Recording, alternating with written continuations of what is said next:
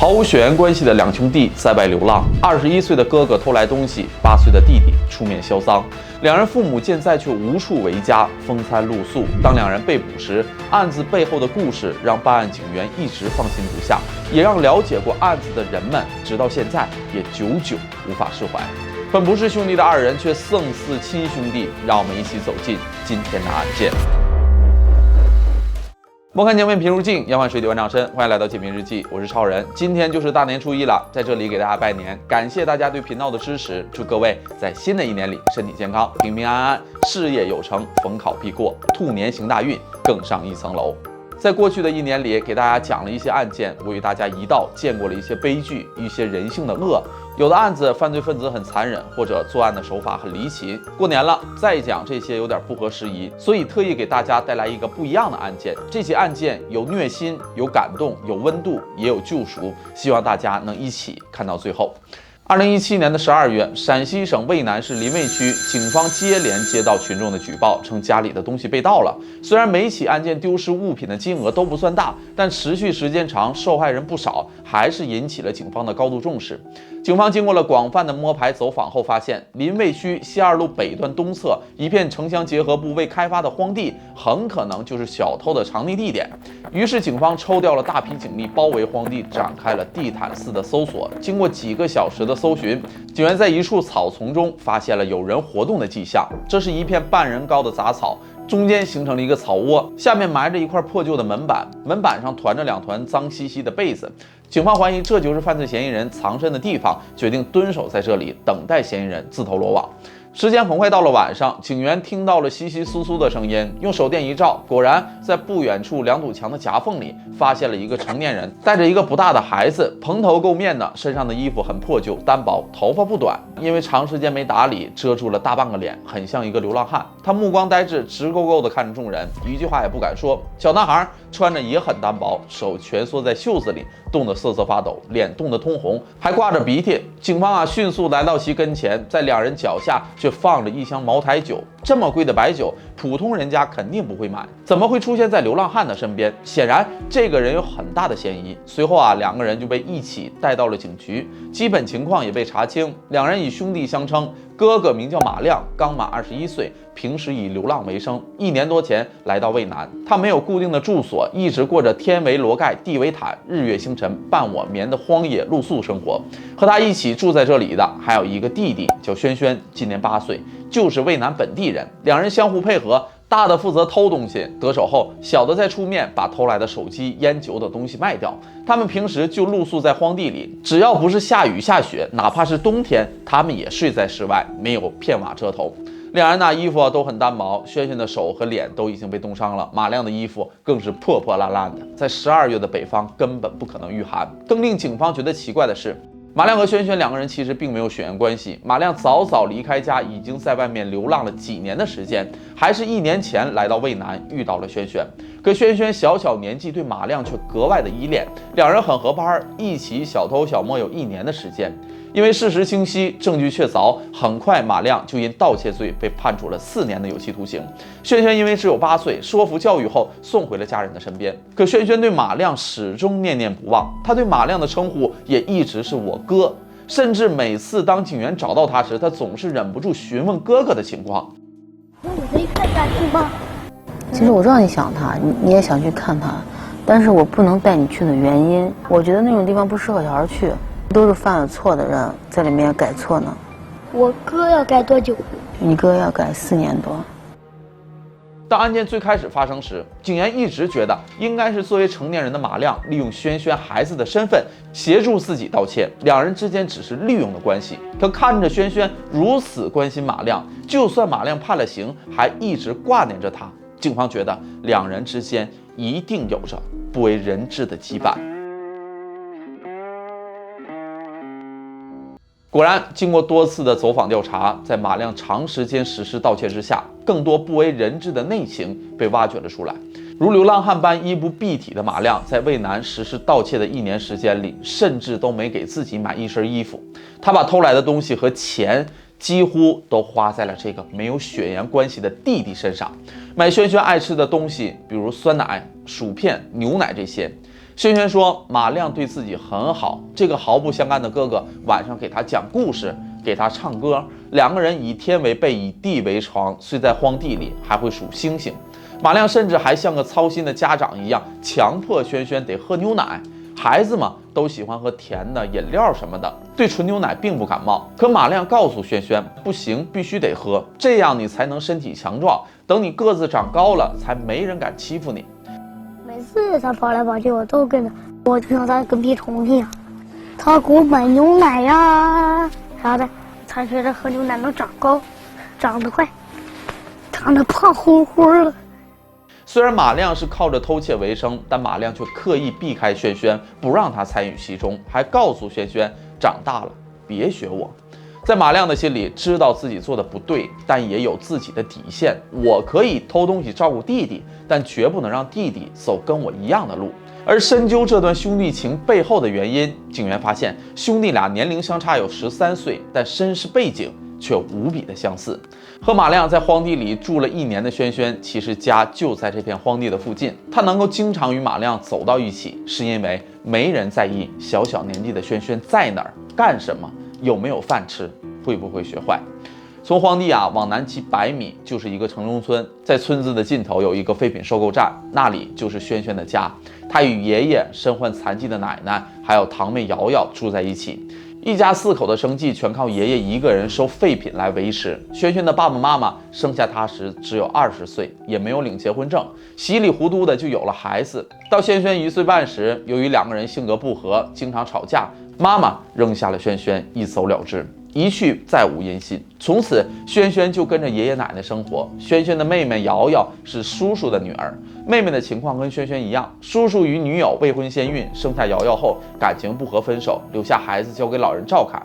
对于爷爷来说，虽然自己有2个儿子，但都没有对他尽过孝，反而各自给他留下了2个需要养活的孩子，从此就不管不问了。不在家的5年里，轩轩爸爸只是偶尔给爷爷打个电话，最后一次打电话来是告诉他们自己已经又结婚成了家，去年还生下了一个孩子。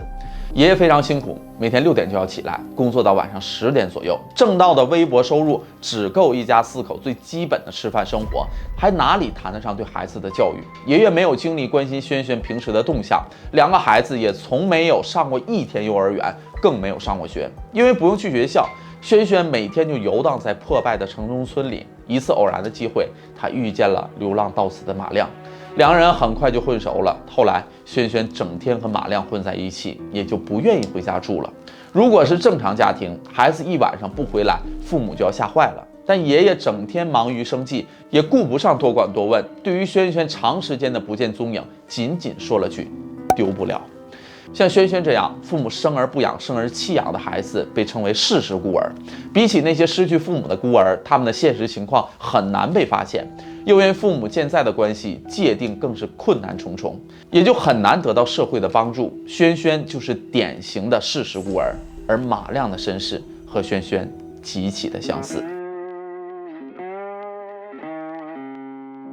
马亮是陕西省神木县栏杆铺镇人，他父母健在，还有一个姐姐，但却一个人出来流浪。警方找到马亮的姐姐了解情况，姐姐说弟弟从14、15岁开始就经常离家出走，反反复复有4、5次，家里人都已经习惯了。之前的几次10几天或者1个月，马亮就会回来，但最后一次他再也没有回来。姐姐已经3年多没见过这个弟弟了。他走之后，姐姐也从来没有找过弟弟。留在家里身份证上的照片是马亮留在家里的唯一影像。照片上的马亮看起来干净清秀，几年后沦落成一个脏兮兮的流浪汉，靠盗窃为生，一直到锒铛入狱。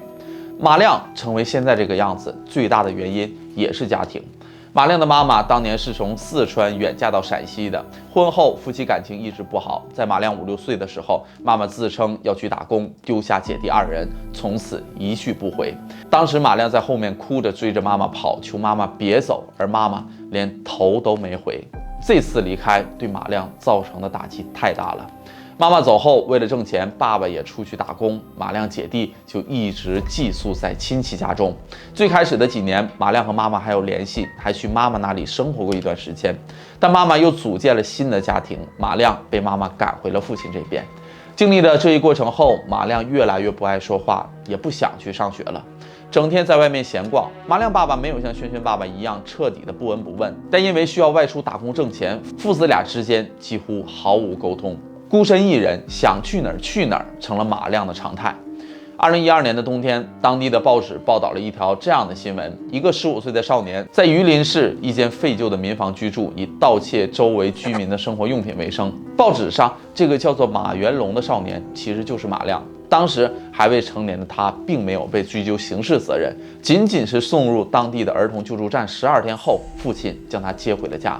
但之后他再次离家出走，这一走几年都杳无音信，直到这次案发被捕，才有了他的消息。马亮在外流浪的日子里，年纪本就不大的他受过欺负，但具体遭遇过什么，他不肯说，谁也不知道。但问他遇到的好人多还是坏人多，他沉默片刻回答：坏人多。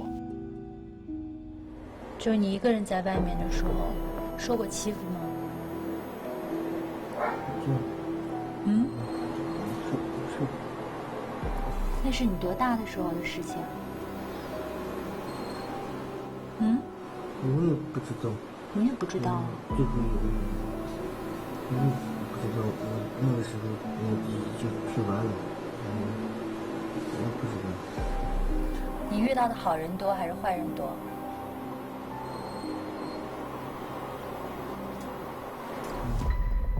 马亮居无定所，奔波流浪，从来不在一个地方停留太久。但到了渭南之后，因为结识轩轩的关系，一反常态地留在了这里近1年。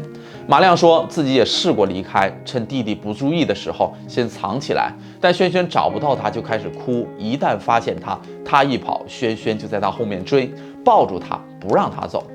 8岁的轩轩怎么可能挡得住21岁马亮的脚步？但马亮说，看到轩轩哭的样子，他就想到当年妈妈走的时候一直没回头，当时自己和轩轩差不多大，自己小时候面对亲人离去的巨大悲伤，他不忍心让轩轩也经历一次，或许这也是他对自己小时候的一丝拯救。